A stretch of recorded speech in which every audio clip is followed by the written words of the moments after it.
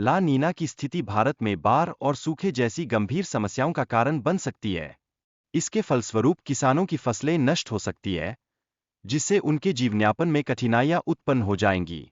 इसके अतिरिक्त ला नीना के परिणामस्वरूप मानसून के मौसम में अस्थिरता देखी जा सकती है।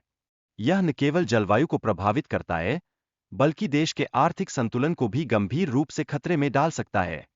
अतः इस घटना का प्रभाव केवल भारत तक सीमित नहीं है, यह संपूर्ण वैश्विक जलवायु संरचना को भी प्रभावित करता है। अनेक देशों में सूखा और बाढ़ जैसी समस्याओं का प्रकोप देखा जा रहा है।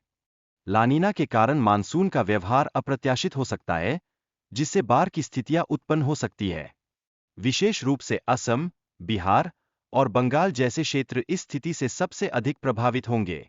इसके अलावा सर्दियों की कठोरता लानीना के परिणामस्वरूप बढ़ सकती है, जिससे विशेष रूप से कमजोर वर्ग और वृद्ध जनसंख्या के लिए जीवन का संकट उत्पन्न हो सकता है।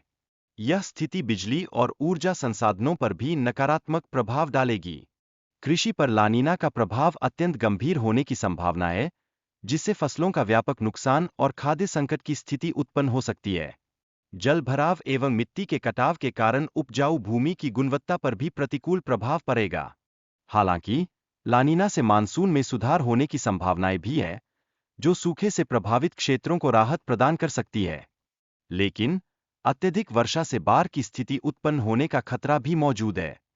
जल स्तर में सुधार से पानी की कमी की समस्या का समाधान हो सकता है, लेकिन अत्यधिक वर्षा बाढ़ और अन्य तबाही का कारण बन सकती है, जिसे हमें ध्यान में रखना होगा। किसानों को कुछ फसलों में आर्थिक लाभ प्राप्त हो सकता है, लेकिन अत्यधिक पानी अन्य फसलों को नुकसान पहुंचा सकता है। यह कृषि क्षेत्र के लिए एक गंभीर चिंता का विषय है। किसानों के नुकसान को कम करने के लिए जल निकासी तकनीकों में प्रशिक्षण प्रदान करना और अत्यधिक वर्षा के लिए विशेष बीजों का वितरण करना आवश्यक है।